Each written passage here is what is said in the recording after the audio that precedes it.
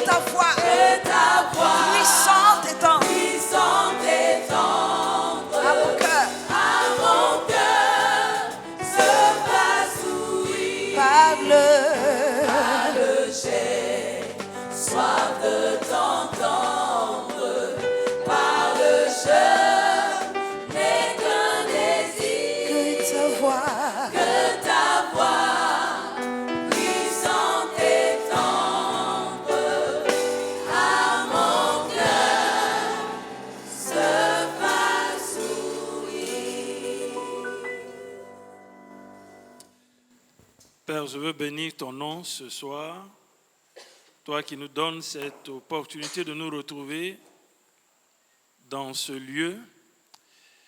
Je prie que le Saint-Esprit, qui est venu pour nous conduire dans toute la vérité, qu'il nous révèle ce qui est dans le Père, de telle sorte que par cette révélation, nos vies puissent t'honorer, te plaire et te glorifier.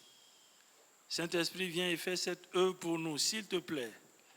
Nous te le demandons au nom de Jésus-Christ de Nazareth. Amen. Bonsoir, bien-aimés. Je bénis Dieu pour l'occasion qu'il me donne de prendre la parole ce soir pour continuer à achever ce que nous avons commencé il y a 2 mardis. Sur la base de Romains chapitre 12, que j'ai lu dans 3 versions, je crois. Je me suis beaucoup plus appesanti sur la version Parole vivante d'Alfred Quinn. Je voudrais donc reprendre le texte, rappeler ce que nous avons dit, et puis continuer et terminer ce soir. Romains chapitre 12, je commence au verset 1. Et c'est le verset 2 qui va faire l'objet de nos échanges. Je vous demande donc, frères, à cause de la bonté que Dieu vous a témoignée, de lui consacrer votre être tout entier, que votre corps, vos forces et toutes vos facultés soient mises à sa disposition comme une offrande vivante, sainte, et qui plaise à Dieu. C'est là le culte spirituel qui a un sens, un culte logique, conforme à ce que la raison vous demande. Verset 2. Ne vous coulez pas simplement dans le moule de tout le monde. Ne conformez pas votre vie aux principes qui régissent le siècle présent. Ne copiez pas les modes et les habitudes du jour. Laissez-vous plutôt entièrement transformer par le renouvellement de votre mentalité. Adoptez une attitude intérieure différente. Donnez à vos pensées une nouvelle orientation afin de pouvoir discerner ce que Dieu veut de vous. Ainsi, vous serez capable de reconnaître ce qui est bon à ses yeux, ce qui lui plaît, et qui vous conduit à une réelle maturité.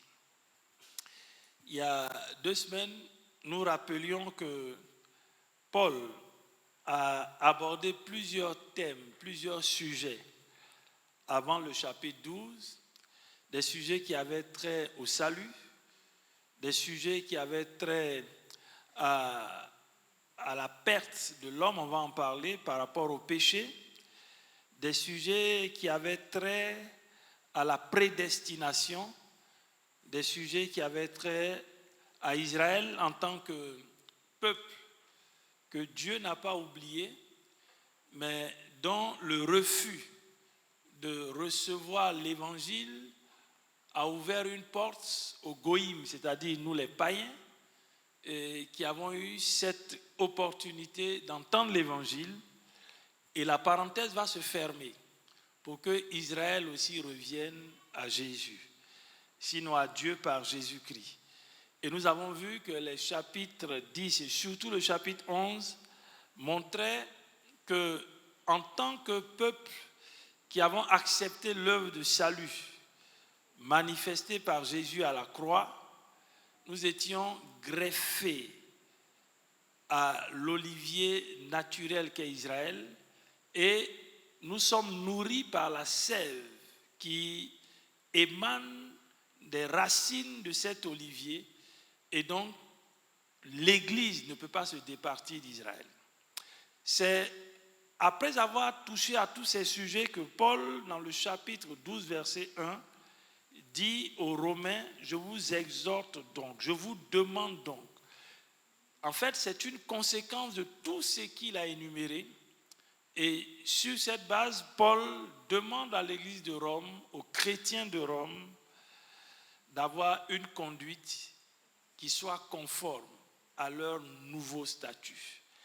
Et dans la version Parole vivante, nous avons vu que c'était une question non seulement d'attitude, de mentalité, mais beaucoup plus aussi une question d'orientation.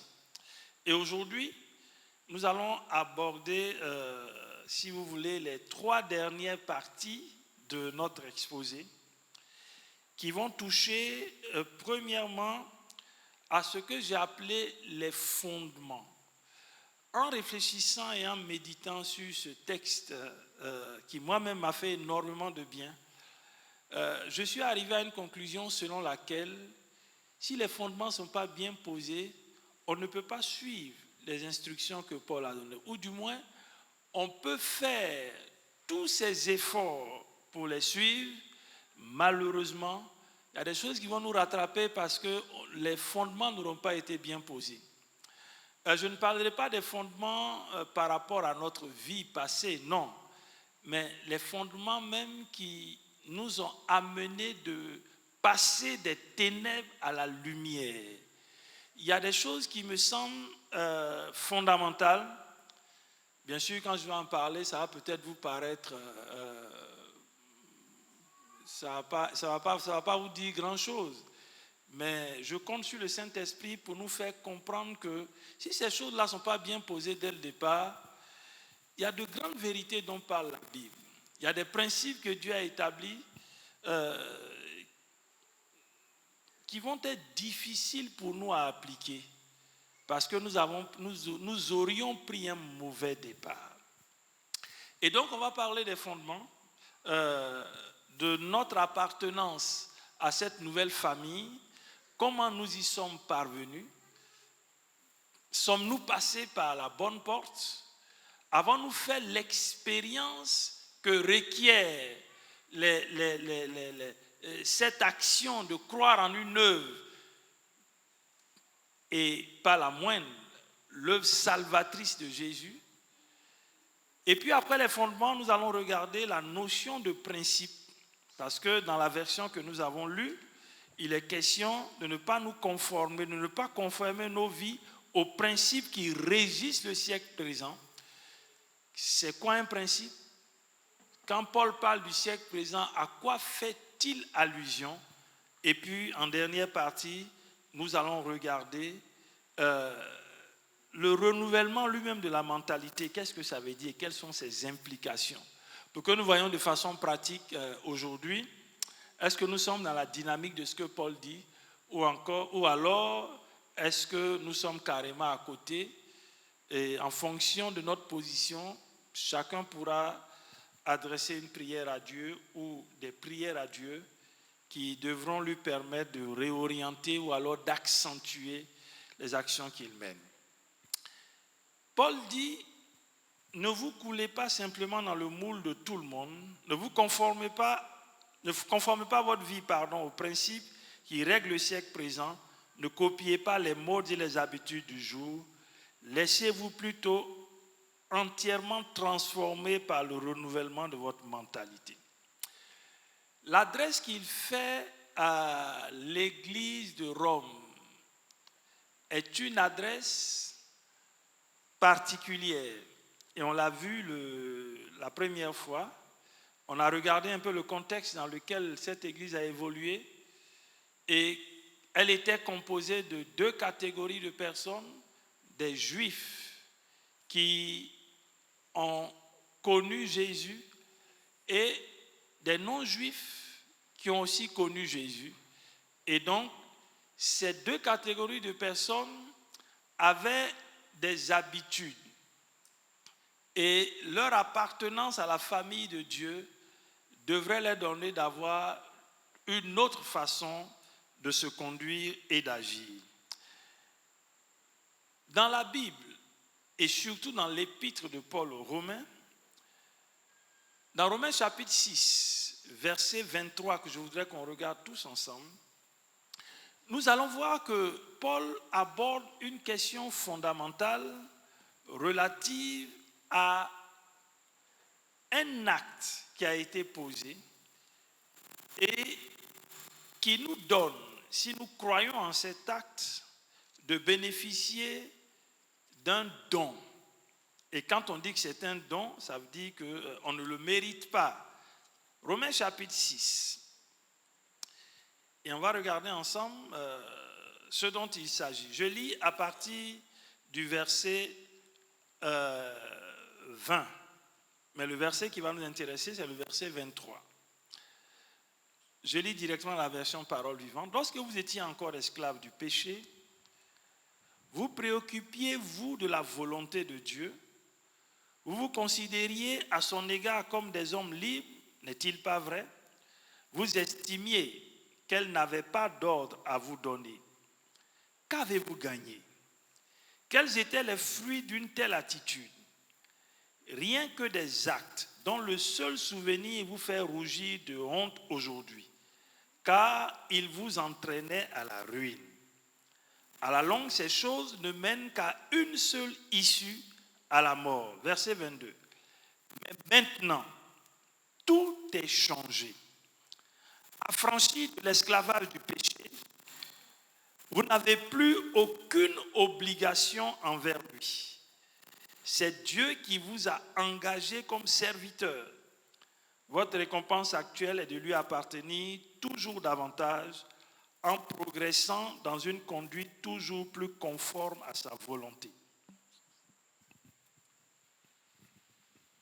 Les fruits que vous portez, ce sont des actions qui le réjouissent. Et au terme de votre route se trouve la vie pour toujours. Verset 23.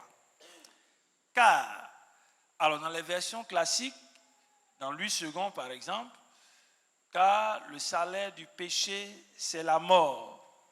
Mais le don gratuit de Dieu, c'est la vie éternelle en Jésus-Christ, notre Seigneur. Dans la version Parole vivante, voilà comment Alfred Quinn traduit ce verset, qui du reste nous donne de tirer le meilleur parti possible des fondements dont je veux parler. Car si la solde payée par le péché à ses esclaves est la mort, Dieu nous offre comme cadeau gratuit la vie éternelle en communion avec Jésus-Christ notre Seigneur. Je reprends. Car si la solde payée par le péché à ses esclaves est la mort, Dieu nous offre comme cadeau gratuit la vie éternelle en communion avec Jésus-Christ notre Seigneur. Qu'est-ce qu'on découvre ici?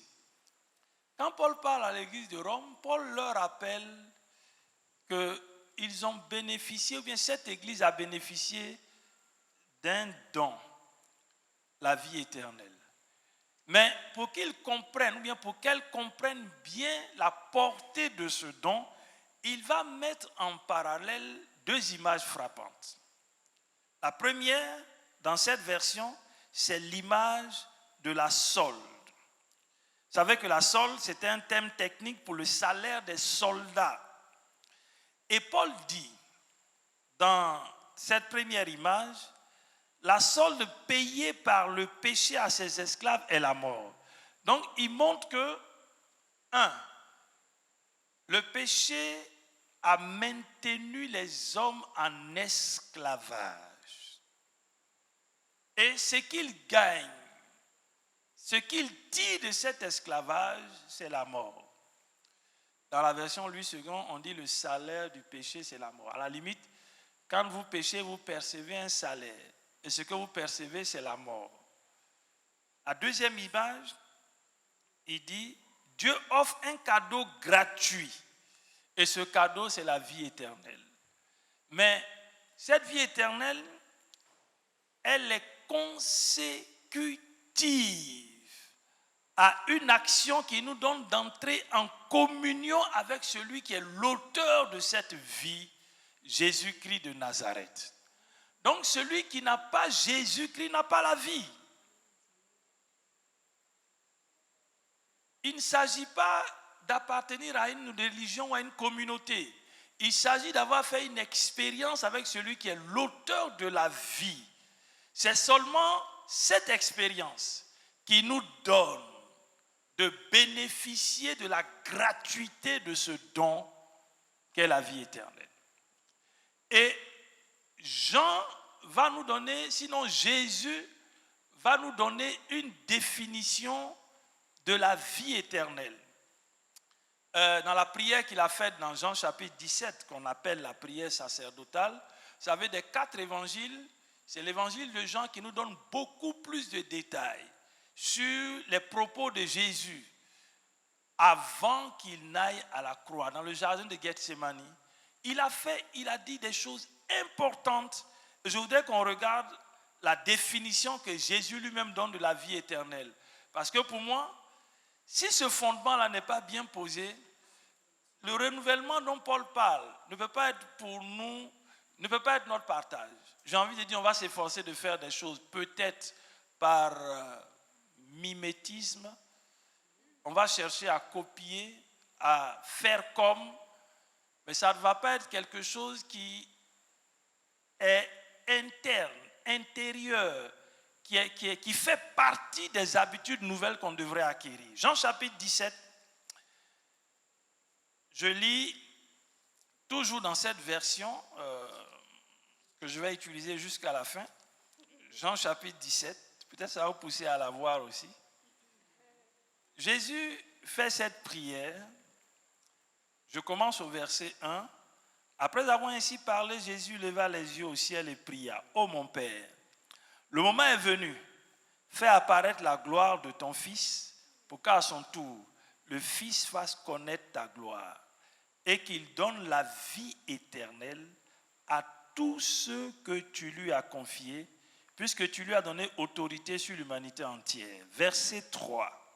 Or, la vie éternelle consiste pour les hommes à te connaître, toi le Dieu unique et véritable, et celui que tu as envoyé, Jésus-Christ. Jésus lui-même donne la définition de la vie éternelle. Ça consiste à quoi? À connaître Dieu, mais pas seulement cela, au moyen d'une personne, qui est le Fils de Dieu, Jésus-Christ de Nazareth. Donc, il y a forcément cette communion qui va être déterminante dans ce cadeau, ce don que Dieu apporte. C'est pour cela que, pour moi, parler de renouvellement de l'intelligence sans avoir expérimenté cette vie éternelle, ça n'a pas de sens. On ne peut changer que quand effectivement on a accepté, on a admis le mécanisme par lequel on peut dire de nous que nous avons changé. Et la vie éternelle, je veux la définir sur la base de 4 éléments. 4 éléments simples que nous connaissons, mais qui pour moi sont déterminants dans ce que nous sommes en train de faire. Le premier élément, c'est ce que j'appelle la conversion. Pour moi, la conversion, c'est, je vais imaginer un peu, j'emprunte un chemin et puis je me rends compte que ce n'est pas le bon, je m'arrête et puis je change de chemin. Ou bien j'avais une attitude, j'avais une façon d'être et de faire, je décide de changer de façon d'être et de faire. Donc, il y a cette notion de changement de cap. Vous comprenez que si je n'ai pas changé de cap, je suis en train de parler des choses qui existent dans un autre registre. Et moi, je fonctionne dans l'ancien registre, ça veut dire que ça ne me concerne pas. C'est pour cela que pour moi, c'est fondamental. Le deuxième élément, alors je vais vous donner quelques textes, vous allez les noter, on ne pourra pas les lire. Matthieu chapitre 18, verset 3. 1 Thessaloniciens chapitre 1, verset 9. Et puis vous pourrez noter aussi Actes chapitre 3, verset 19 à 20. Donc la conversion, on peut la définir comme cette action-là. J'abandonne un chemin pour en emprunter un autre. J'abandonne une attitude pour en adopter une nouvelle. Mais si je n'ai même pas abandonné l'attitude qui n'est pas conforme au nouveau registre, comment mon intelligence peut être renouvelée? Ça va être difficile. Ça va être difficile. On pourrait donner quelques exemples dans la parole de Dieu. L'exemple de Paul sur le chemin de Damas, quand vous lisez Actes chapitre 9. Paul a abandonné un chemin pour emprunter un autre chemin. Au point où quand on le voyait, les premiers moments quand on a vu Paul dans l'exercice de son ministère, la crainte et la peur ont gagné ceux qui l'ont vu parce qu'ils l'ont connu. Il a fallu qu'ils soient rassurés de ce que ce n'est plus le même. Et dans les attitudes de Paul, ce n'était plus le même. Est-ce que dans notre attitude, on peut dire que nous ne sommes plus les mêmes? Ça, c'est une question à laquelle chacun de nous peut répondre. On peut donner l'exemple du fils prodigue. Le deuxième élément dont je veux parler, c'est le salut. Quand nous lisons la Bible, vous lisez Matthieu 1, 21, vous lisez Luc 1, 69 à 71, on ne pourra pas lire tous ces textes, ou vous lisez 1 Thessaloniciens chapitre 5, verset 9, vous verrez que le salut, quand la Bible parle de salut, c'est conforme, ou bien ça, la Bible explique cela par une sorte de préservation, de protection et de délivrance. Préservation du mal, préservation du danger, délivrance du danger.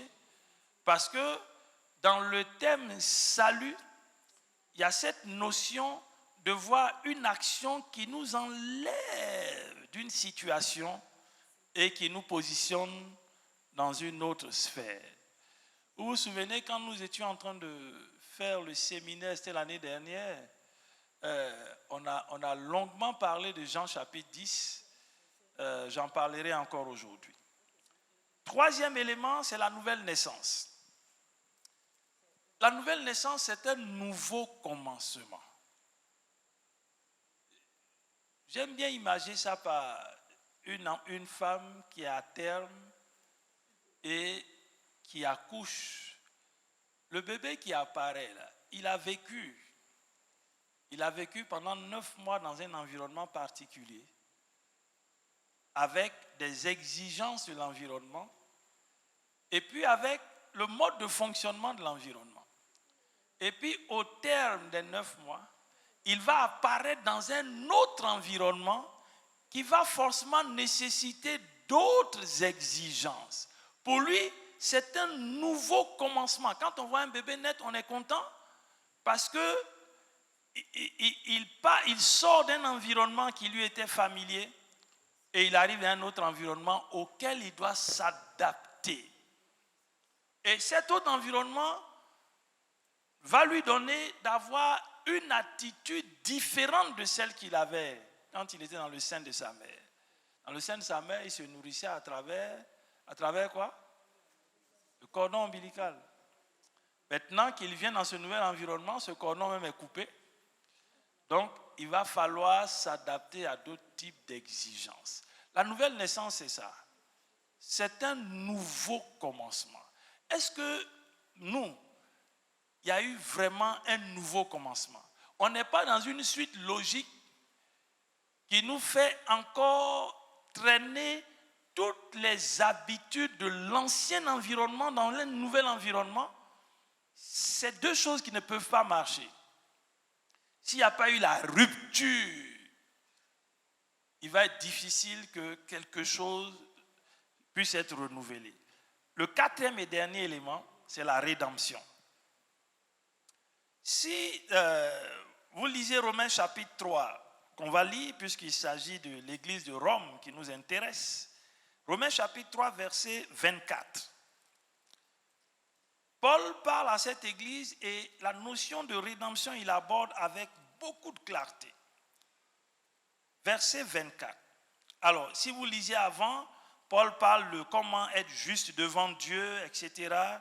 Il n'y a pas de différence entre les hommes, il n'y a pas de distinction. Il montre que tout le monde a manqué le but.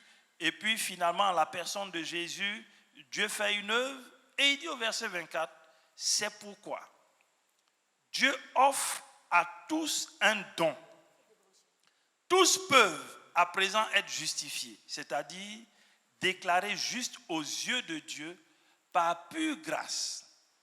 Ils reçoivent cette faveur comme un cadeau immérité de la générosité divine. Et cela fut possible parce que Jésus a accompli tout ce qu'il fallait pour nous libérer, parce qu'il s'est donné lui-même en rançon pour nous.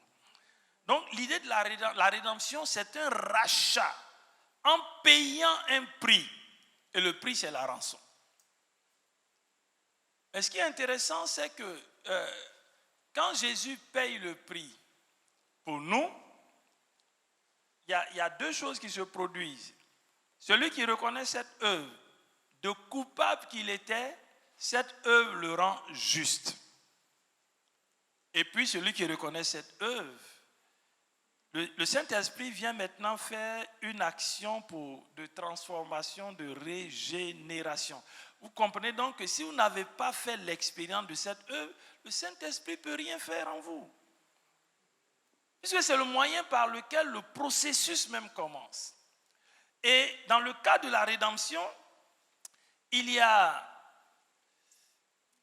des dimensions que la rédemption donne à l'homme. Et j'en ai noté 5. Et pour moi, c'est important dans les fondements. Première dimension. Quand vous lisez Galates chapitre 1, verset 4, et puis 1 Pierre 1, verset 18, la rédemption nous donne de comprendre cette dimension de ce que nous avons quitté un système maléfique pour entrer dans un système qui apporte la joie. Nous avons quitté la vanité de ce que nous faisions avant pour entrer dans une nouvelle ère que Dieu lui-même nous accorde. La deuxième dimension, la rédemption nous a racheté de la puissance du péché. Vous voyez, quand on va parler des principes du siècle présent, vous verrez que s'il n'y a pas eu cette œuvre de la rédemption dans nos vies, qui nous ôte, qui nous enlève la puissance du péché, mais on va patauger. Tite chapitre 2, verset 14. Tite chapitre 2, verset 14. Je voudrais lire ce texte-là aussi. Tite chapitre 2, verset 14. Dans la version Parole vivante, il est dit ceci.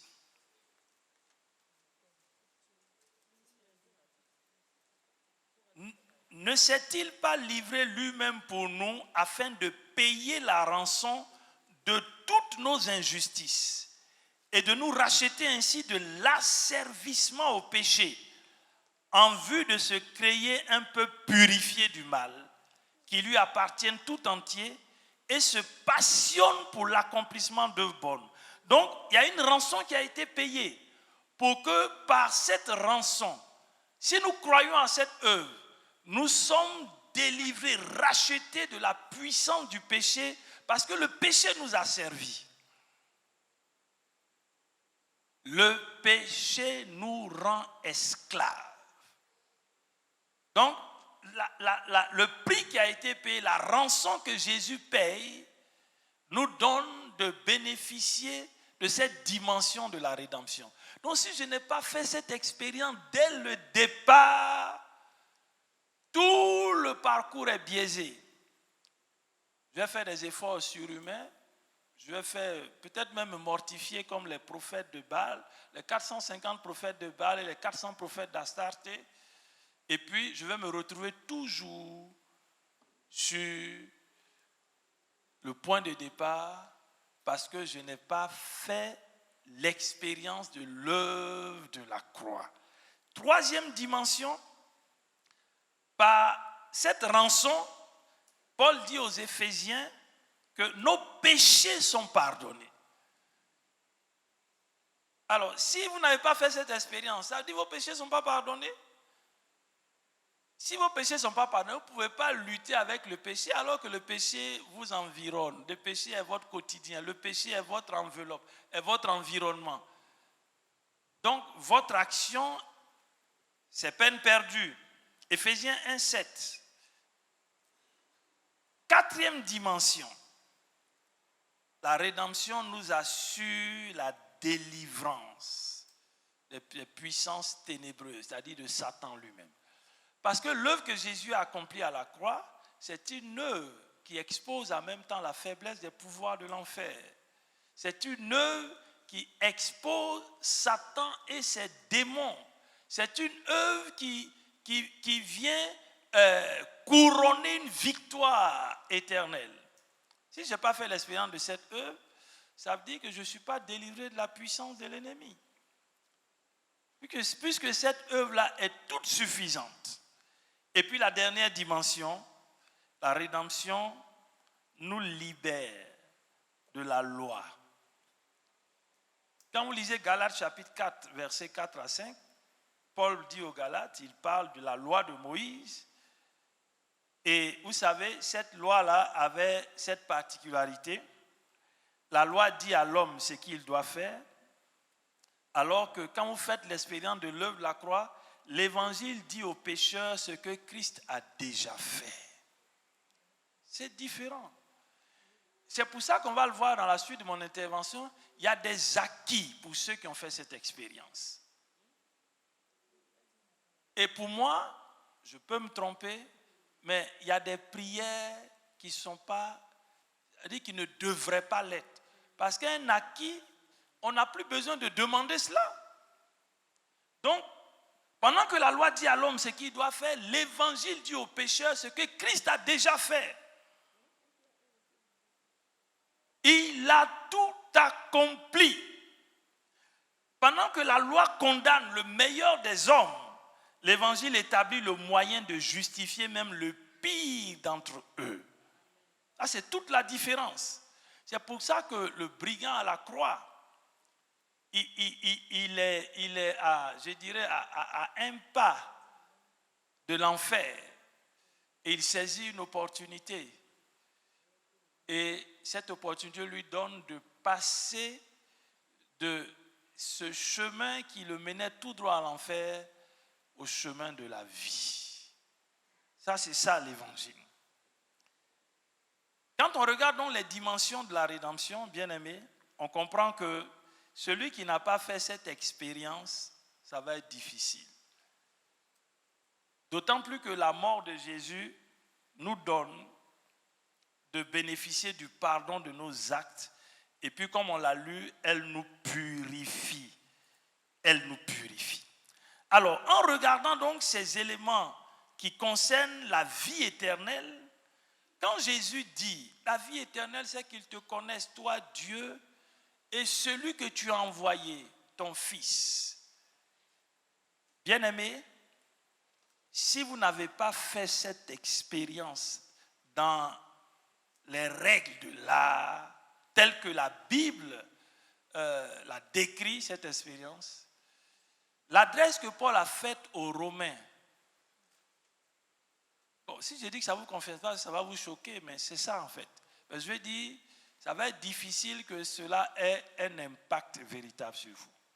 Ça va paraître comme un discours peut-être philosophique, ou bien religieux, ou bien philologique, je ne sais pas moi, tout ce que vous pouvez imaginer. Ça peut même être intéressant à l'oreille, ça peut être intéressant à entendre. On pourra même dire, ah, mais l'intervention du frère, c'était merveilleux. Mais ce n'est pas ce que Dieu cherche. Ce que Dieu cherche, c'est que cette parole-là produise des fruits dans nos vies. Et en revenant à notre texte, Paul dit donc aux Romains, ne vous conformez pas, ne conformez pas votre vie aux principes qui régissent ce siècle présent. Qu'est-ce que c'est qu'un principe? Vous savez, il y a des termes dont les définitions peuvent vous permettre d'avoir une vue très large. Ceux qui ont fait de la philosophie, par exemple, en philosophie, quand on parle d'un principe, bon, si vous voulez, c'est des vérités qui sont établies et quand on les débite, on les prend pour, entre guillemets, paroles d'évangile. Vous avez connu quelqu'un comme Descartes, il dit « je pense, donc je suis ». Donc pour lui, son existence est le fait qu'il a la capacité de réfléchir, de penser. Donc c'est un principe pour lui. Et on nous a enseigné ça à l'école. On a appris ça pour avoir des points ou des notes. Mais si vous regardez d'autres définitions de principe, je vais m'arrêter sur une dans le cadre de ce que nous sommes en train de faire. Un principe, c'est en fait une attitude, une façon d'être. Et quand Paul dit ne conformez pas votre vie aux principes qui régissent le siècle présent, dans le langage courant, c'est une règle de conduite. Une règle de conduite, pourquoi? Parce que des règles sont établies, des principes sont érigés, des systèmes sont établis ou érigés, ou des normes sont établies, et puis on devrait se conformer à. Et si on s'y conforme, on peut nous considérer comme faisant partie d'eux. Si on vous met un panneau stop, ou bien on dit interdiction de tourner à gauche, que vous tournez à gauche, c'est une infraction. Donc, l'autorité conventionnelle à laquelle vous avez désobéi vous donne droit de bénéficier d'une sanction. Donc, voici un principe, une règle qui a été établie. Et on a fait de ça une norme pour que la société soit régie. Mais Paul dit, ne conformez pas votre vie aux principes qui régissent le siècle présent. De quoi parle-t-il quand il parle du siècle présent?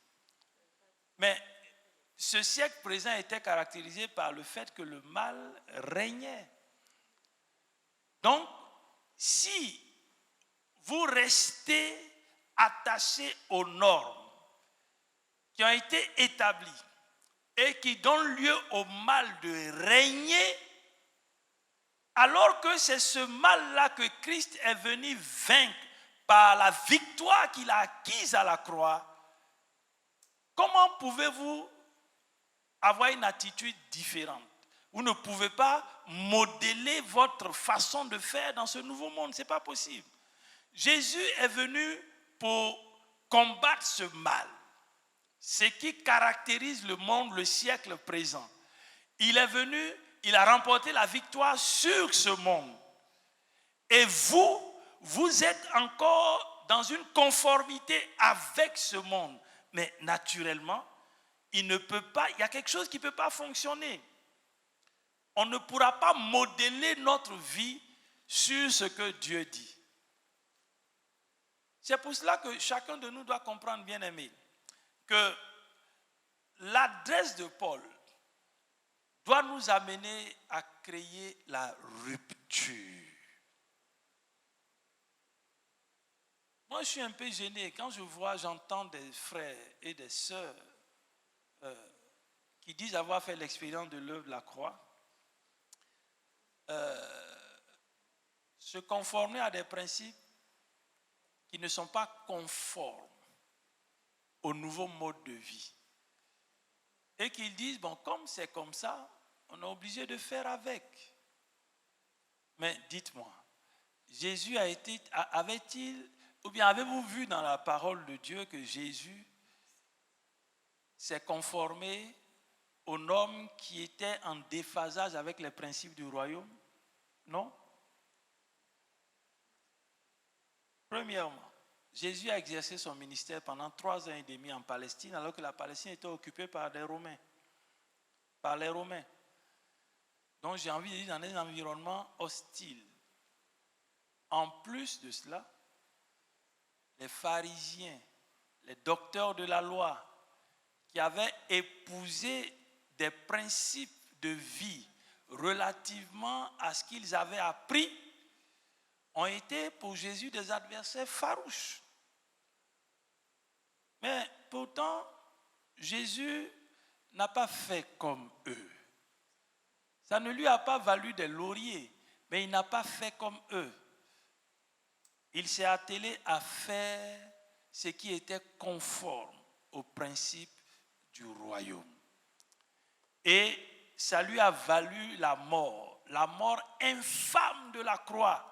Mais c'était le moyen de la victoire que Jésus était en train d'acquérir pour toi et pour moi. Pourquoi donc nous, qui disons vouloir suivre le Maître, nous avons laissé cette conduite du Maître dans l'environnement hostile dans lequel il a vécu? On peut prendre l'exemple de Daniel. Daniel était un exilé avec ses compagnons. Daniel avait des responsabilités dans le royaume de Babylone. Mais Daniel ne s'est pas compromis. Daniel ne s'est pas compromis. Ça lui a valu d'être jeté dans la fosse au lion. Daniel a été jeté dans la fosse au lion.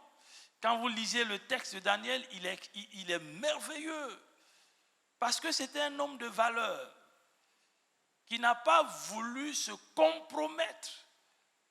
Le palais royal a été réduit au silence parce que le roi, malgré lui, a dû apposer son sceau pour que Daniel soit jeté dans la fosse au lion.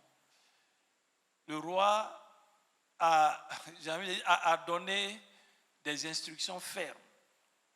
Il n'y a pas eu de moment festif au palais ce jour-là. Le roi n'a même pas dormi. Pour un Judéen qui n'est même pas babylonien, mais parce qu'il a refusé de se compromettre, ça lui a valu d'être jeté dans la fosse au lion. Mais comme celui qui tient toutes choses entre ses mains, il n'a pas dit que Daniel mourrait là. Il a démontré que même si on jette quelqu'un dans une fosse au lion, qu'on laisse affamer pendant des jours et des jours, Daniel n'a pas été broyé par les lions. Le roi même n'a pas dormi. À l'aube, très tôt, il est venu voir. Et puis il dit, Daniel, est-ce que ton Dieu t'a délivré? C'est extraordinaire. Et quand il voit que le Dieu de Daniel l'a délivré, lui-même il prend un décret. Vous lisez ce que le roi dit, je ne sais même pas où il a vu ça. Il commence à dire des choses de Dieu par rapport à ce qu'il a fait dans les cieux. Où il a vu ça? Pourquoi nous, qui savons que ce siècle présent est caractérisé par le mal, alors que Jésus a vaincu ce monde? Lisez Jean 16, 33, il dit à ses disciples, vous aurez des tribulations. Verset 33 de Jean 16. Vous aurez des tribulations. Prenez courage, parce que moi, j'ai vaincu le monde. Paul dit de ne pas se conformer à ce siècle présent. Et quand vous lisez 2 Timothée chapitre 3, vous voyez que cette règle de conduite dont la Bible parle, elle est bien définie, sinon bien présentée, voilà, devrais-je dire, par Paul, parce qu'elle nous donne d'être beaucoup plus actuelle. Paul, la Bible a été écrite il y a des milliers d'années. Paul dit, sache bien que des temps difficiles nous attendent. La période finale de l'histoire de ce monde sera une époque périlleuse et trouble. Les hommes seront égoïstes, avides, exclusivement préoccupés d'eux-mêmes, de leur richesse, de leur réalisation, de leurs prétentions. Ils seront de plus arrogants, jaloux, envieux, blasphémateurs, médisants. Ils ne connaîtront plus ni respect envers les parents, ni reconnaissance, ni respect pour ce qui est sacré, ni affection. Sans cœur et sans foi, ils seront implacables dans leur haine, parjures et calomniateurs, incapables de se discipliner. Ils se livreront sans frein à la passion et à l'immoralité, cruels, effrontés et brutaux. Ils agiront sans pitié aucune. Les valeurs morales les laisseront indifférents. Ils haïront ceux qui font le bien et seront prêts à toutes les trahisons et toutes les impudences. Aventureux et frivoles, imbus d'eux-mêmes, enflés d'un orgueil qui les aveuglera, ils aimeront le plaisir plus que Dieu. La volupté et les amusements rempliront leur âme et occuperont la place de Dieu. Certes, verset 5, ils resteront attachés aux traditions extérieures de la religion et pour sauver la façade, garderont l'apparence de la piété. Mais en réalité, ils ne voudront rien savoir de ce qui en fait la force. Et ils ne lui laisseront exercer aucune influence sur leur vie. Aussi leur conduite démentira-t-elle leur profession de foi. Voilà un peu la conduite de ce siècle présent. Comment donc nous, qui disons avoir fait l'expérience de l'œuvre de la croix, avons des tendances à ressembler à ce type de personnes, à faire même comme elles. C'est pour cela que quand Paul parle à l'église de Rome, il leur dit, vous ne pouvez pas conformer votre vie. Compte tenu du fait que vous avez fait l'expérience de la croix, cette expérience ne vous autorise pas à conformer votre vie aux règles de ce siècle. Et pour que les chrétiens de Rome comprennent la portée de ce que Paul dit, il dit, vous devez être transformés par le renouvellement de votre intelligence. Dans la version Louis II, dans cette version, il parle de votre mentalité. Qu'est-ce que la mentalité? La mentalité, c'est un état d'esprit. C'est des habitudes de pensée. État d'esprit, habitude de penser. Moi, j'ai fait l'expérience de l'œuvre de la croix. Je suis passé d'un monde ancien à un monde nouveau. Et ce monde nouveau-là est régi par des règles, par des normes, par des systèmes, par des valeurs. Et tout est là. Quand Paul parle de la transformation du renouvellement de l'intelligence, ça dit de l'état d'esprit, des habitudes de pensée, elles ne peuvent pas être transformées, elles ne peuvent pas être influencées en dehors de ça. Vous savez, on ne dira jamais assez que méditer la parole de Dieu, c'est la clé. C'est vrai que quand on parle, on dit, celui qui prie, il est dangereux. Mais même la prière, c'est ça qui nous indique, qui nous enseigne sur la prière. Donc, si on ne fait pas de la méditation de la parole de Dieu, j'ai envie de dire notre bréviaire, notre état d'esprit peut rester le même alors que nous sommes dans un nouvel environnement. C'est pour ça qu'on peut être capable de raisonner comme les autres. Pendant qu'ils sont en train de se lamenter sur une situation, nous, cette parole-là nous dit les acquis que nous avons en Jésus-Christ. Des fois, on les sait, mais on les met de côté. Parce que la réalité du terrain prend le pas sur la vérité de la parole de Dieu. Moi, je vous ai déjà dit, moi, je ne dis plus, je suis mort. Non, non, non. Dans une situation qui prévaut, je dis, vraiment, je bénis Dieu, il m'a délivré de ça. Parce que la mentalité que me donne la parole de Dieu, là, ça ne m'autorise pas à être défaitiste. Non. Mais regardez, on a un trésor. Et puis, on ne le valorise pas. Ou alors, on ne l'utilise pas comme il se doit. Jésus dit, à la croix, il a tout accompli. La Bible même dit dans le livre d'Éphésiens, j'ai regardé l'heure tout à l'heure, j'étais un peu triste. Parce que je ne pourrais pas dire tout ce que je voulais dire. Mais Dieu va faire le reste. Paul dit dans le livre d'Éphésiens, je voulais qu'on étudie les 2 premiers versets du livre d'Éphésiens. Je vous exhorte, bien-aimés, à étudier Éphésiens 1, Éphésiens 2. Vous allez voir les acquis que nous avons en Jésus-Christ. C'est un trésor inestimable. Et nous, devant des situations, ou bien dans l'environnement dans lequel nous sommes, les situations que nous traversons, nous sommes carrément en déphasage avec ce que la Bible dit que nous sommes et que nous avons. Comment vous pouvez comprendre que moi je suis héritier du Père, co-héritier avec le Fils. Et puis je suis sur la rue des Lamentations, en train de pleurer comme quelqu'un qui n'a aucun héritage. Comme quelqu'un, alors que je peux chanter ici, hein, je suis fils du roi ou je suis princesse, c'est ça, hein? Et puis mon attitude est différente, trahit radicalement ce que ce livre-là dit que je suis. Nos attentes sont légitimes devant Dieu, mais je peux vous dire qu'il y a des attentes qui ont été déjà satisfaites, pour lesquelles Dieu attend simplement que nous nous approprions ces attentes et que nous vivions conformément à ces attentes. Mais si notre intelligence, notre mentalité, notre état d'esprit n'est pas transformé, mais je veux dire, on peut avoir tous ces trésors, regardez l'image. Merci Seigneur, regardez l'image.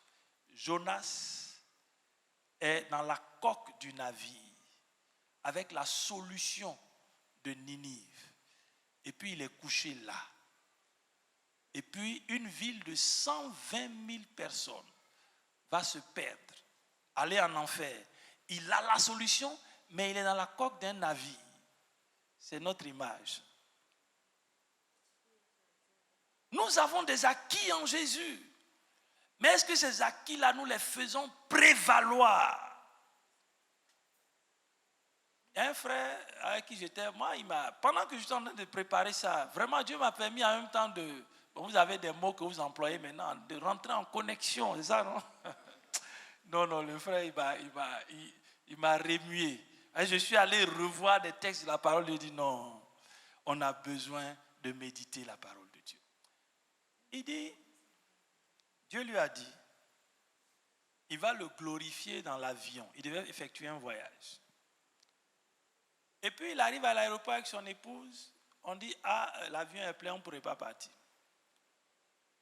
Et puis il dit à ceux qui, si c'était moi, j'avais dit, vraiment, ce n'est pas possible. Bon, d'accord, j'ai compris, je retourne. Il dit, non. Il dit, l'avion n'est pas plein. Vérifiez, l'avion n'est pas plein. On dit, l'avion est plein. Et puis, à sa grande surprise, il y a même 2 passagers qu'on est en train de faire revenir parce que l'avion est plein. Et celui qui fait le check-in lui dit, mais je vous ai dit. Il dit, non, l'avion n'est pas plein. Moi, j'attends. Il dit, monsieur, rentrez. Il dit, non, j'attends, l'avion n'est pas plein. Et puis, il est assis avec sa femme. Et puis, subitement, on annonce. On dit, dans l'avion, il y a encore 2 places. Est-ce qu'il y a encore 2 passagers qui attendent? Il est avec son épouse. Hein? Maintenant, regardez la suite. Celui qui est au check-in dit, non, il y a 5 passagers qui sont là. Comment on va faire pour en prendre 2 sur 5? Et puis sa femme lui dit, mais pourquoi il dit à 5 passagers? Il dit, ce qui est sur les 2 places là, c'est pour nous. Parce que Dieu m'a dit, quand j'étais en train de méditer, que je vais le glorifier dans l'avion. Il n'a pas dit que l'avion va partir et puis je vais rester. Non, mais c'est extraordinaire ça. Quelqu'un d'autre, il dit, même sa femme dit, ah, toi, ton affaire là. Il dit, et puis il est là, et puis celui qui l'a dit, il y a 5 personnes, qui on va prendre? Il a dit à la femme, lève-toi, on va partir. Ils sont 2, il n'y a pas 5 personnes, mais celui qui fait le checking, et puis, quand ils se sont levés, et puis la femme dit, mais et les 3 autres personnes? Et puis il dit à la femme, non, non, ils nous accompagnaient. Ils ne vont pas avec nous, ils nous accompagnaient. Et puis, ils passent, et puis ils s'en vont, ils occupent les 2 places. Et puis il dit à sa femme, elle a vu 5 personnes, on était 2. Si elle a vu 5 personnes, que les 3 autres étaient des anges, ils nous accompagnaient, c'est fini. Et dans l'avion, ce que Dieu a dit, c'est réalisé. Dieu lui a permis d'être avec quelqu'un qui était prêt à se suicider. Il lui a parlé de Jésus. La personne a été bouleversée. Son projet s'est arrêté. Quelque chose s'est produit. Moi, j'aurais été à sa place, j'ai dit, comme on dit, il n'y a plus de place. Seigneur, toi-même, tu as vu, on dit, il n'y a plus de place. Bon, peut-être ce que tu as dit, c'est sur le vol de demain, ce n'est pas pour aujourd'hui. On a besoin de méditer et de prendre position sur des acquis. Regardez, j'ai noté tellement de choses. Si on n'a pas la connaissance de la parole de Dieu et qu'on n'en fait pas usage, notre état d'esprit ne peut pas changer. Hier, j'ai dit à Dieu, j'ai fait une expérience. Parce qu'aujourd'hui, il va venir parler des choses. Moi-même, je vais expérimenter ça. J'étais à Abidjan Mall. Et puis, ma nièce m'appelle du Royaume-Uni. Oui, mais tonton, j'avais un produit là qui devait venir avec ma camarade. Et puis, de toutes ces valises arrivées, dans la valise où se trouve le produit là, la valise est perdue. Or, si ça reste pendant longtemps comme ça, ça va... Elle a commencé à se lamenter. Elle dit, hé, écoute-moi. Je vais te dire une chose. Elle n'a pas retrouvé sa valise, mais la valise là va revenir aujourd'hui. Elle dit, mais tonton, il dit, moi je te dis que tu vas retrouver la valise. Elle a fait, c'est pas qu'il y a eu un transit. Il dit, c'est pas mon problème. Ce que je sais, c'est que ta valise va revenir. Elle dit, mais pourquoi tu dis ça? Il dit ça au nom de Jésus, parce qu'il dit que nous, là, il a mis dans notre bouche, ça là, il dit, les paroles que je vous ai dites dans Jean 6, 63 sont esprit et vie. Ce n'est pas des paroles de mort, ce n'est pas des paroles de défaitistes. Et le miracle s'est produit. Bon, je ne dis pas ça parce qu'on a dit des choses incroyables. Ben, je l'ai dit juste par conviction. Mais qu'est-ce que la Bible nous enseigne? Je vais vous donner... Oh.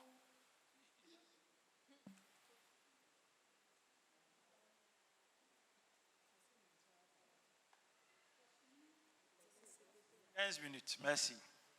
Bon, 15 minutes. Quand vous lisez Josué chapitre 1, verset 8, quelqu'un peut me donner ça de tête? Que ce livre de la loi... Je veux nous faire réfléchir. Il dit que ce livre, la loi, ne fasse pas quoi? Il n'a pas dit que ce livre-là ne soit un peu de ton cœur. Il dit de ta bouche. La bouche, là, c'est quoi? C'est pour parler, non? Est-ce qu'on a mesuré le fait que quand on médite cette parole-là, c'est pour que nous puissions la proclamer? C'est pour que nous la disions. Parce que c'est la vie, c'est la vie. Ce n'est pas la mort, c'est la vie. Ce n'est pas que le livre de la loi ne s'éloigne pas de ton cœur, ne s'éloigne pas de ta bouche. Qu'est-ce que tu fais de la parole de Dieu? Est-ce que c'est elle qui constitue pour toi le socle de ce que tu dis et ce que tu fais?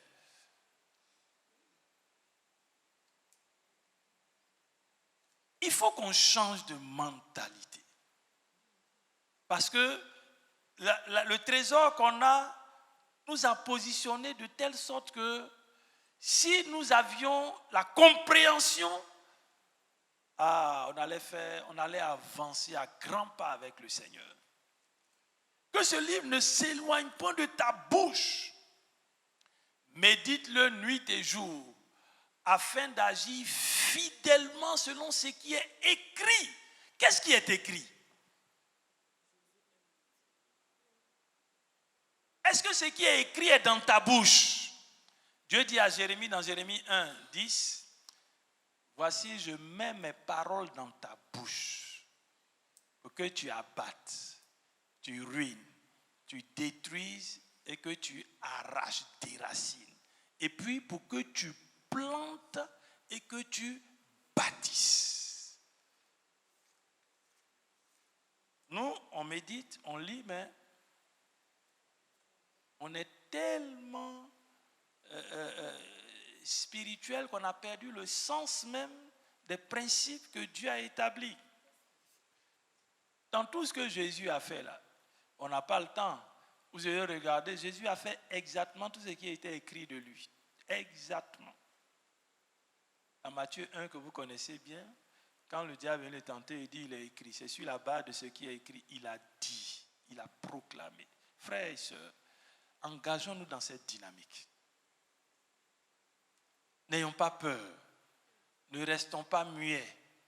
Parce que les paroles que nous proclamons ne sont pas de nous. Ce sont des paroles de Dieu et ce sont des paroles de vie. Le psalmiste dit dans le psaume 12, verset 7, les paroles de Dieu là, c'est comme de l'argent qui est passé au creuset, qui a été 7 fois épuré. Dieu lui-même dit à Jérémie, Dieu lui-même lui dit dans Jérémie 23, verset 29, ma parole n'est-elle pas un feu, oracle de l'Éternel, le marteau qui brise le roc. Pardonnez, donnons l'opportunité à l'autorité de la parole de Dieu de s'exercer. Laissons nos raisonnements. Et puis, entre nous, si j'ai dit, Dieu a dit, et puis ce n'est pas fait, est-ce que c'est moi qui ai dit? Qu'est-ce que j'ai à perdre dans l'affaire? Rien. Oh, dans ce que Dieu a dit, il a dit des choses qui concernent les principes de son royaume, la conduite à tenir. Il a dit des choses concernant des vérités qui nous concernent.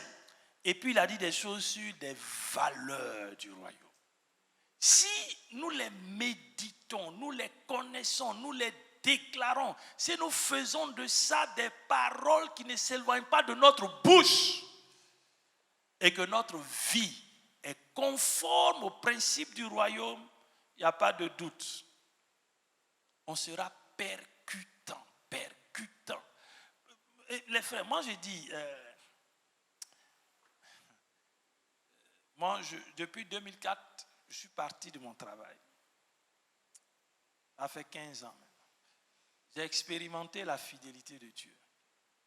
Mais moi j'ai un principe. Dès que je reçois mes factures, la première personne à qui je présente ça, c'est à Dieu. Il dit, bon, c'est arrivé. Merci parce que tu as dit que tu pouvais. Tu as dit de nous décharger sur toi de tous nos soucis. C'est un souci pour moi. Je me décharge sur toi. Dieu n'a jamais failli. Jamais. Il y a une fois même où après la prière matinale, le culte matinal, on était le dernier jour. Comment on appelle ça? Délai, non? Et puis, on a fini de prier. Quelques minutes après, quelqu'un sonne à la porte. Je vous ai déjà rendu même ce témoignage-là, je crois. Et puis, je viens, oui. C'est M. Agnew, il dit oui. Il me tend une enveloppe. Écoutez, hein, l'enveloppe vient de quelqu'un qui est au Qatar. Et puis, je lui dis merci, je m'en vais, j'ouvre l'enveloppe, c'est exactement le montant de ma facture. Exactement le montant. Vous croyez que moi, j'ai fait ces petites expériences-là. Moi, je vais douter de Dieu. Continuez de douter. Éphésiens chapitre 1, je termine par ça. Si je vous exhorte vraiment à méditer l'épître de Paul aux Éphésiens, pour que vous compreniez qu'il y a des choses qui doivent changer. Il y a des choses qui doivent changer. Galates, Éphésiens. Je vais lire, hein, vraiment, je voulais commenter, mais je vais lire quand même. Dans cette version surtout, vous allez comprendre beaucoup de choses. déjà au verset 7 dont j'ai parlé, il dit ceci. C'est par ce Fils et au prix de son sang que nous avons été libérés de ce qui nous tenait en esclavage. C'est parce que nous sommes un avec lui que nous avons été lavés du péché et que toute offense a pu nous être pardonnée généreusement à la mesure des richesses de sa grâce. Cette grâce, il a déversé sur nous en profusion. La Bible ne dit pas qu'elle est liée à quelque chose. Le fait que nous ayons fait cette expérience, il a déversé sur nous à profusion. Ce n'est pas en quantité, dans la version dit à profusion. Donc quand je marche là, je marche avec la grâce de Dieu à profusion. Hier, je suis allé à une réunion. J'ai dit à Dieu, il faut que je témoigne des choses qui se sont faites 24 heures avant. Vous avez vu la pluie d'hier là, non? Et puis le soir, je suis allé à une réunion. Quand on est fini, le temps a commencé, le temps avait changé, il y avait du vent. Tu as dit, Seigneur, dans le psaume 8, là, tu as dit des choses. Tu nous as fait de peu inférieur. Tu nous as donné la domination sur le terrain. Seigneur, qu'il ne pleuve pas. Le temps peut être mauvais, menaçant, tout ça. On a fini la réunion. Il y en a qui ont voiture, il y en a qui n'ont pas voiture. Qu'il ne pleuve pas. Je suis rentré à la maison. On a dormi, on s'est levé, il n'a pas plu. Moi, je crois que la prière que j'ai faite a eu un effet. Quelqu'un d'autre peut peut-être dire, bon, météorologiquement, il y a eu des vents d'est qui sont venus croiser des vents d'ouest. Ce n'est pas mon affaire. Paul dit, je vais à Éphésiens 2, mais j'avais beaucoup de choses à dire sur mais je vais à Éphésiens 2. Il dit,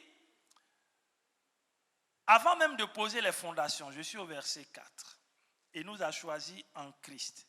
Donc vous allez voir que continuellement Paul fait le lien entre notre communion avec Jésus et le salut. C'est-à-dire qu'on ne peut pas vivre une vie avec Dieu dans la dynamique de ce que Paul dit si on n'a pas fait cette expérience de façon authentique. Ce n'est pas je viens à l'église, ce n'est pas j'appartiens à une classe, ce n'est pas j'aime bien l'ambiance. Ai-je fait la rencontre personnelle avec Jésus? Parce que c'est au travers de cette rencontre que Dieu déverse tout. Paul dit, cette grâce, il a déversé à profusion. Elle a débordé dans nos vies et ouvert nos yeux à la vérité. Sous son influence, se sont épanouies en nous de nouvelles facultés d'intelligence et de compréhension qui nous ont rendus capables de saisir le secret du plan de Dieu. Si je vous pose la question, est-ce que vous êtes celui qui a l'intelligence renouvelée, la mentalité renouvelée, il doit comprendre que les temps dans lesquels nous sommes sont les derniers. Les temps sont mauvais. Et par rapport à ça, ce que Paul dit aux Romains là, ça va nous permettre de savoir ce qui est bon, agréable et juste devant Dieu. Ça veut dire quoi? On saura exactement quelles doivent être les priorités du temps.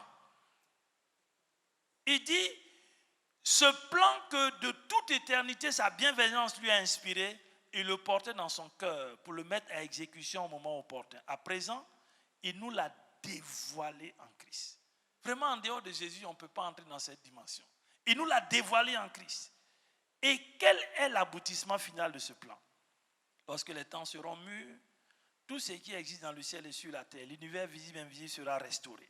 Je passe maintenant au verset 13. Vous aussi, après avoir entendu le message de la vérité, la bonne nouvelle de votre salut, vous avez mis votre confiance en lui. Vous voici donc en communion avec le Christ. Par votre foi, vous avez été scellés de l'Esprit Saint, gage de si grande promesse. Quand je lis un tel verset, je n'ai pas besoin de demander au Saint-Esprit de venir sceller une alliance avec moi. Non. Il dit en Christ, on a été scellés par l'Esprit Saint. Donc le fait que je sois en Christ, je dois me réjouir de ce que je suis scellé en l'Esprit Saint. C'est déjà un gage pour moi. Je n'ai pas besoin de demander à Dieu. C'est dans le même passage, au chapitre 2 maintenant. Je laisse la fin du chapitre 1. Verset 1. Vous aussi, vous avez expérimenté cette puissance vivifiante de Dieu. Vous étiez spirituellement morts à cause de vos fautes et de vos péchés. Lorsque vous vous laissiez emporter par le courant de ce monde, autrefois toute votre manière de vivre et votre comportement était modélé par les habitudes de ce monde. En fait, vous obéissiez à Satan qui règne en maître sur l'atmosphère spirituelle que nous respirons et qui influence la mentalité ambiante. Vous viviez dans la dépendance des esprits mauvais qui accomplissaient leurs œuvres en vous, comme ils le font encore en ceux qui refusent d'entrer dans le plan de Dieu. Notre comportement à nous tous nous était dicté par nos instincts et nos passions. Et nous nous laissions aveuglément gouverner par les impulsions de notre être naturel. Tout ce que désiraient nos pensées et notre imagination corrompue, nous l'exécutions, car nous étions comme obligés de céder à tous les caprices de notre nature humaine et de nos sens. Aussi étions-nous par nature l'objet de la colère de Dieu comme tout le reste des hommes. Maintenant, regardez le changement. Mais Dieu est si riche en bonté. Lorsque nous étions encore plongés dans la mort à cause de notre désobéissance, il s'est chargé de nous avec amour et nous a conduits vers une vie nouvelle en nous communiquant la vie même du Christ. N'est-ce pas pure grâce que vous ayez pu être sauvés? Oui, par notre union avec le Christ, il nous a ressuscités avec lui et nous a transplantés dans les mondes célestes, nous donnant notre place sur le trône avec le Christ dans le royaume qui n'est pas d'ici-bas. Dans la version classique, on dit nous a fait asseoir avec Christ dans les lieux célestes. Mais mon frère, il y a un chant là, on dit je veux mourir avec toi, c'est ça non? Je veux mourir avec toi sur la croix. Pardonnez-moi, hein, mais méditons là-dessus. Ça n'a pas de sens conformément à la parole de Dieu. Nous sommes morts avec lui. Il nous a ressuscités. Il dit, il nous a ressuscités avec lui. Et puis il nous a transplantés. Il nous a fait changer de cap. Là où je suis là, je suis assis avec Christ dans les lieux célestes. Je regarde en bas l'ennemi qui a été vaincu. Je suis assis et puis j'ai peur de quelqu'un qui a été vaincu. C'est un problème de mentalité. Le Saint-Esprit nous a donné de comprendre que quand Paul dit Christ en nous l'espérance de qu'est-ce qu'il a dit là, hein? L'espérance de la gloire, c'est vrai. Hein? Ce que nous sommes, nous le devons à Dieu. Je suis au verset 10. Il nous a recréés en Christ pour nous faire accomplir dans la communion avec Christ les bonnes actions qu'il a préparées depuis longtemps. Donc si on n'a pas cette communion avec Christ, si on n'est pas passé par la bonne porte, ces choses-là ne nous concernent pas. Il dit au verset 13, mais maintenant, votre union avec Christ Jésus, vous qui étiez autrefois les éloignés, vous êtes devenus des proches. Parce que le Christ a versé son sang pour vous et vous a introduit avec nous dans la sphère de l'amour de Dieu. Il est lui-même notre Père. N'a-t-il pas rassemblé les deux fractions séparées de l'humanité pour en faire une unité nouvelle? Autrefois, un mur infranchissable, la loi, nous divisait en deux camps opposés. Ce mur a été abattu par le Christ qui a mis fin aux hostilités. Par sa mort, il a abrogé pour toujours la loi avec tout son code de règles et d'ordonnances. Il a recréé en lui-même une nouvelle humanité en fondant les deux peuples, juifs et non-juifs, en un seul. En s'incorporant ces deux parties opposées, il a ramené la paix. Par sa croix, il a donné le coup de grâce à leur inimitié. Il les a réconciliés tous deux avec Dieu et les a réunis en un seul corps. Est-ce que dans une prière, je peux demander à Dieu de me réconcilier avec Dieu? Ça n'a pas de sens. La mort de Christ, ça me dit, il est l'heure. La mort de Christ me donne des acquis. L'état d'esprit doit changer. Vous savez, c'est sur ça que l'ennemi nous a. Tu peux lire la Bible. S'il n'y a pas de transformation, si ça ne produit pas un changement, tu ne vas pas être un instrument qui donne du fil à retordre au diable. D'ailleurs, ce n'est même pas ça notre travail. Notre travail est de faire en sorte que le royaume de Dieu et ses valeurs puissent avancer. Je lis le dernier verset, mais vous allez lire le reste après. Voilà pourquoi vous n'êtes plus des étrangers ou des hôtes de passage. Vous êtes des citoyens à part entière avec tous les autres chrétiens. Vous êtes le peuple même de Dieu, mis à part pour lui. Vous faites partie de sa famille. Vous êtes l'édifice que Dieu construit sur le fondement des apôtres. C'est en lui que toute la construction s'élève harmonieusement. Si je suis citoyen, comme dit le texte, à part entière d'un royaume, c'est ces valeurs-là que je dois promouvoir. Ce sont elles que je dois défendre. Et ce sont elles qui doivent constituer les cantiques, les propos qui gouvernent ma vie.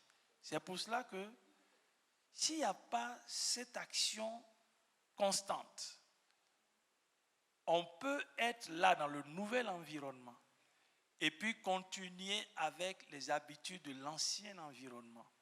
Ou bien on peut se donner l'illusion de faire partie de la nouvelle famille, mais on ne va pas bénéficier des fruits de cette nouvelle famille. Ma prière, c'est que le Saint-Esprit nous donne de faire un état des lieux. Ai-je fait l'expérience de l'œuvre de la croix? Sinon, il n'est pas tard. Il faut que je fasse cette expérience. 2, que le Saint-Esprit nous donne de comprendre que si la connaissance de la parole de Dieu, d'une façon constante et permanente dans la méditation, n'est pas notre bréviaire, parce que c'est ça qui constitue entre les mains de l'Esprit une épée, ça va être difficile que mon état d'esprit change. Or, Dieu veut que notre état d'esprit change pour que le monde sache que notre Dieu est le véritable Dieu et que nous ne marchons pas pour fanfaronner, non. Nous marchons selon des principes d'un royaume, bien que nous soyons sur la terre, mais un royaume céleste dont les principes s'imposent à ceux de la terre parce que celui que nous suivons a vaincu le monde. Que Dieu bénisse sa parole et que le Saint-Esprit nous donne d'aller dans cette dynamique. Amen.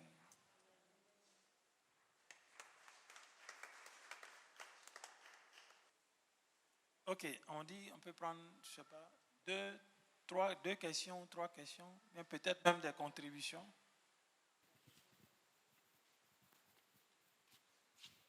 Merci. Merci, cher homme de Dieu. Nous avons été vraiment édifiés. Mais je prends un exemple comme ça. Un exemple pratique. Pour quelqu'un qui n'est pas tellement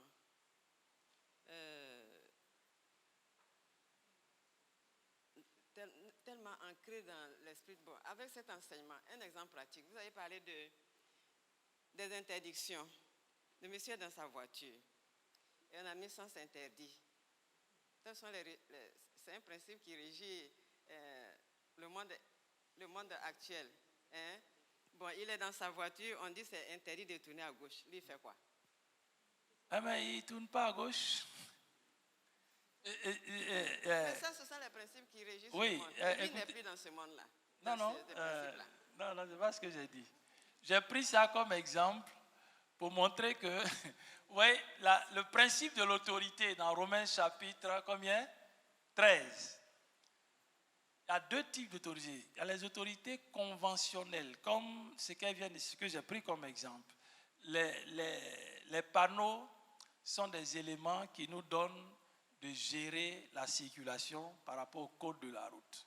Dans la version là, est-ce que vous avez bien entendu ce que j'ai lu? L'apôtre Paul dit dans cette version, ne vous coulez pas simplement dans le moule de tout le monde. C'est-à-dire, tous les moules, les systèmes qui sont établis ici ne sont pas tous conformes à ce que Dieu veut. Naturellement, s'il n'y a pas de règles comme ce que vous dites, ça va être la jungle. Les panneaux là c'est ce qu'on appelle les autorités dites conventionnelles. C'est pour ça que si vous ne respectez pas les autorités conventionnelles, vous êtes en porte-à-faux avec... Ne venez pas chasser des démons ici. Donc, je n'ai pas dit d'aller en opposition à tout ce qui a été établi sur la terre. Non. J'ai dit qu'il y a des choses qui ont été établies qui ne sont pas conformes à la parole de Dieu. Ne nous y conformons pas. C'est ce que je voulais dire. Dernière question. Merci beaucoup pour votre enseignement. Moi, je vais vous poser une question, mais je vais d'abord commencer par quelque chose. Bon, moi, je suis étudiante. Je suis en cité. Il y a des concours, souvent on présente parce que c'est tellement difficile qu'on est en thèse, on est étudiant, mais on essaie. Quand tu passes, on te dit, il y a des gens qui ont déposé des listes et puis rien ne va. On est chrétien, on connaît Dieu depuis qu'on est enfant, on a fait culte d'enfant. Et puis, un matin, peut-être, quelqu'un t'appelle pour dire, envoie ton dossier, je vais te mettre sur ma liste. Oh, tu sais que ce concours-là, comme l'ENA comme ça, c'est vraiment important pour passer là, c'est difficile. En tant que chrétien, bon, c'est un nom peut-être non bien, le grand frère. Si tu déposes ton dossier sans passer le concours et puis tu es admis, j'aimerais savoir. Souvent, ça me coince. À chaque fois, on me dit, tu vas rester à l'université, tu vas vieillir à l'université. Mais quand tu vois que ceux qui sont autour de toi dans la famille, ils sont pistonnés, puis ils travaillent, j'aimerais savoir, là, en tant que chrétien, on fait quoi? Parce que ça me fatigue. Moi, quand on me pose déjà, vous voulez intervenir pour apporter une réponse? D'accord, allez-y avant que je ne... Bonsoir à tous. Alors, sur la question des concours, je voudrais rapidement rendre mon témoignage. Il y a que j'ai fait l'université également, j'ai été en cité. Et puis, je vous passe certains détails. Il me fallait passer un concours. Je suis entré à l'école de psychologie appliquée. Et puis, une fois là-bas, on nous a dit que depuis 1995, je suis entré dans l'école en 2006. On nous a dit que depuis 1993, le concours était fermé. Ça faisait environ 13 ans que le concours était fermé. Il n'y avait plus de concours de la fonction publique pour ceux qui sortaient de l'école en question.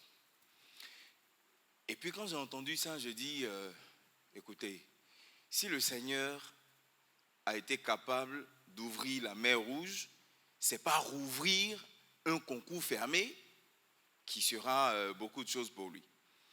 Et puis on a commencé à prier. J'ai commencé à prier avec celle avec qui je cheminais dans le temps. Voilà, on est mariés aujourd'hui. On s'est mis à prier. On a dit, on croit que le Seigneur va rouvrir.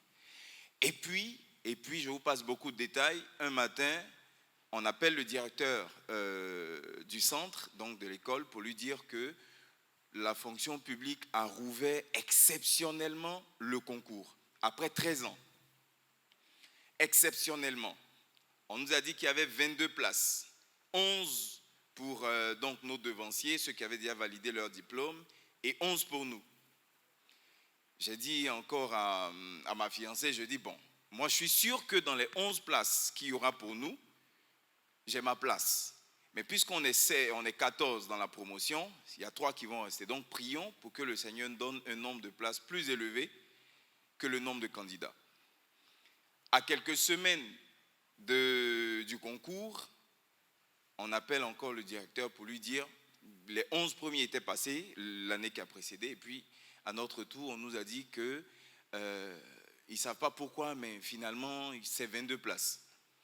Donc, on est 14, il y a 22 places.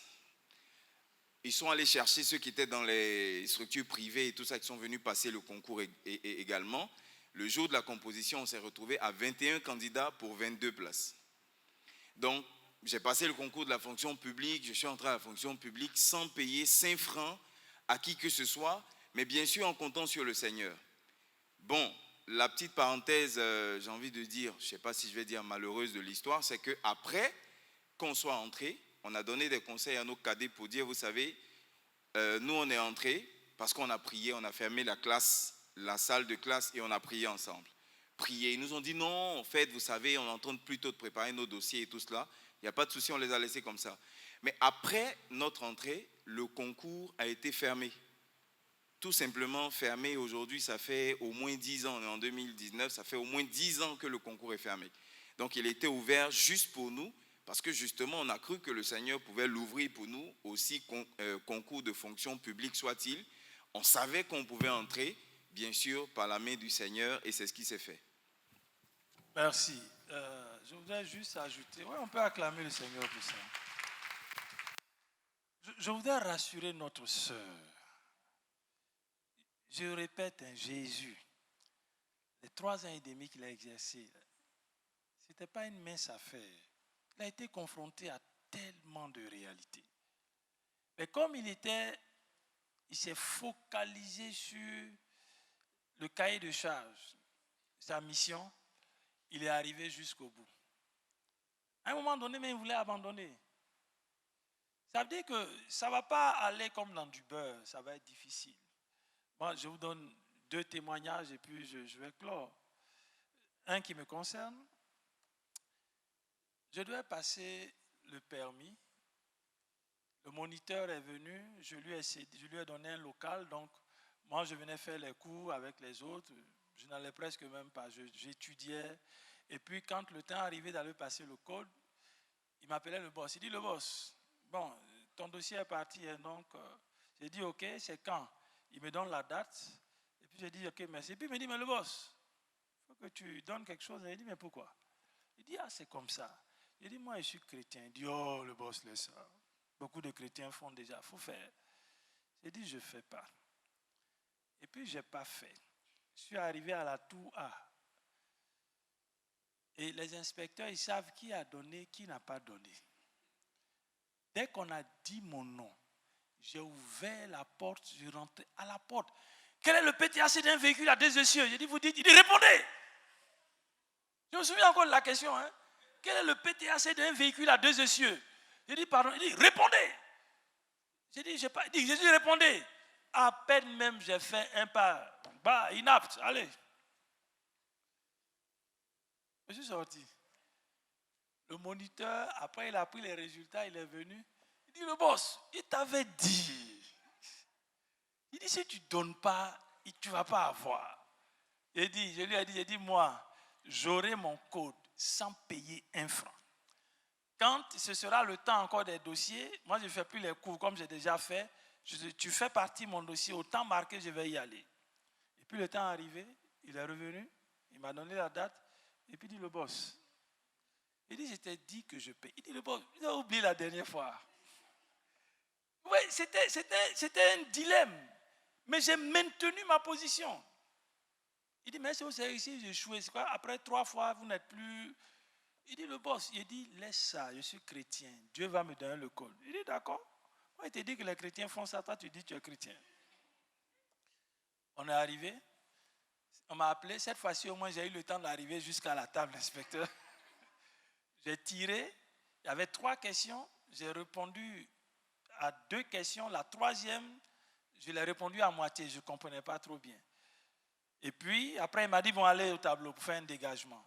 J'ai fini, j'ai fait le dégagement. Il m'a dit, bon, ok, partez. Apte.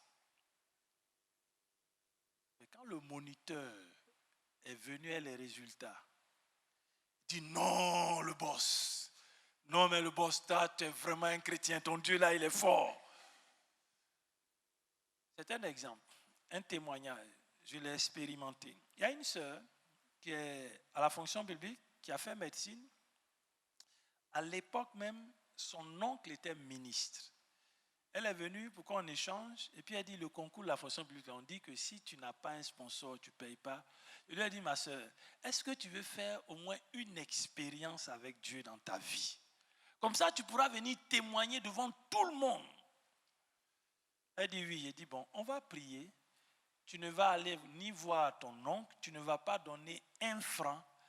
Va passer le concours. On a prié.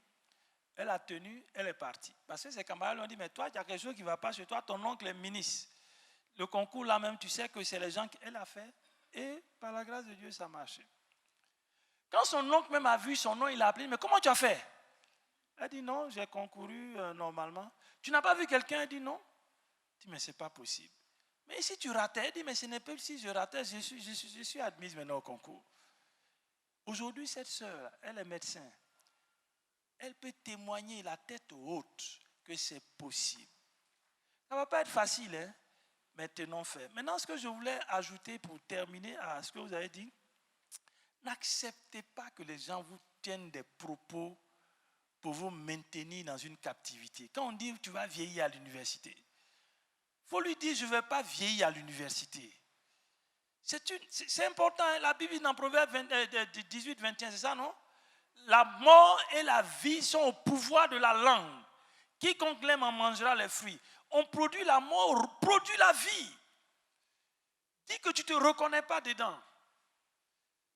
Parce que tu es enfant de Dieu. Et Dieu va te faire sortir de là. Il y a un frère qui est venu me poser un problème presque similaire il y a 3 semaines. Il n'a pas de travail, il a fait du droit.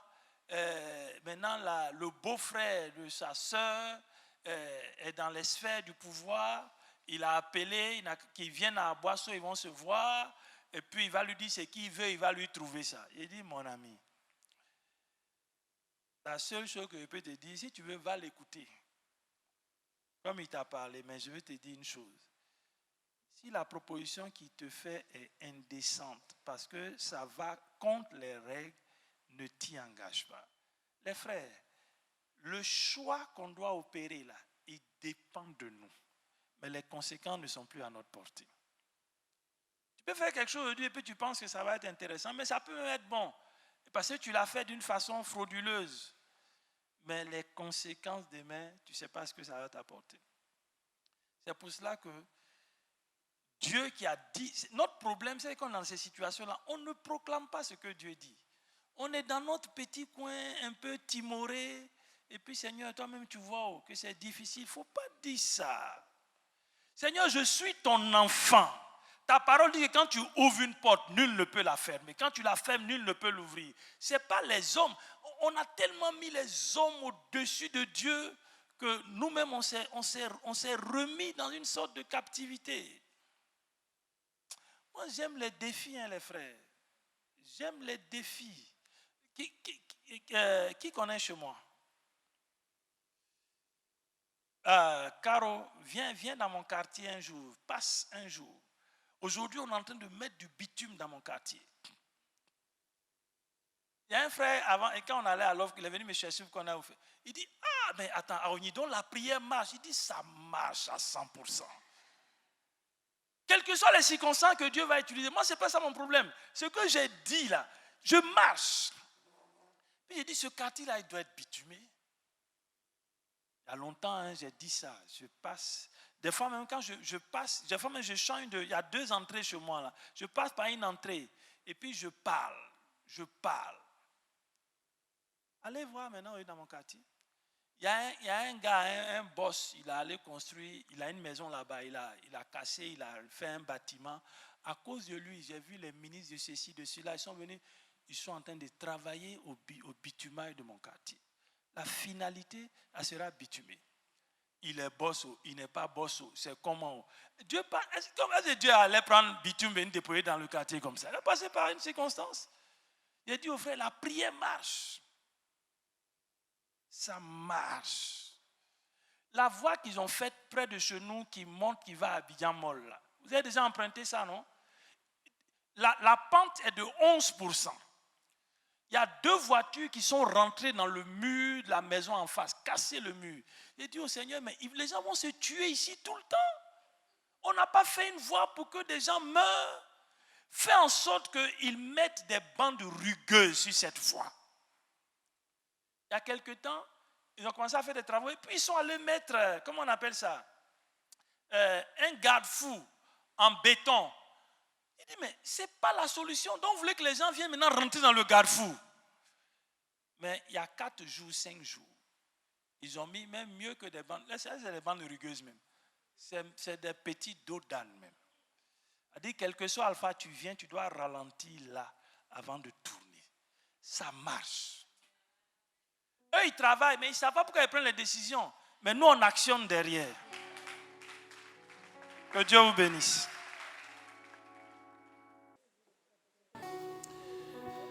Père, nous te remercions pour ce temps merveilleux que tu nous as donné de passer. Nous prions que tu nous donnes de méditer sur ta parole. Tu nous donnes aussi de méditer ta parole. Tu nous donnes, notre Dieu, d'avoir un état d'esprit de vainqueur. Parce que tu as vaincu le diable à la croix. La Bible dit que tu as exposé la faiblesse des pouvoirs de l'enfer.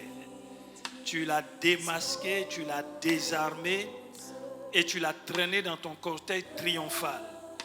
Donne-nous d'avoir cette mentalité d'hommes et de femmes rachetés par le sang de Jésus, qui ont fait cette expérience réelle du salut en Jésus. Donne-nous d'avoir cette mentalité de vainqueur. Que nos habitudes de pensée qui ne sont pas à ta gloire changent pour que, à travers nous, la vie puisse prendre place et que la mort recule. Merci de nous raccompagner à paix et merci de nous donner une nuit paisible au nom de Jésus. Amen.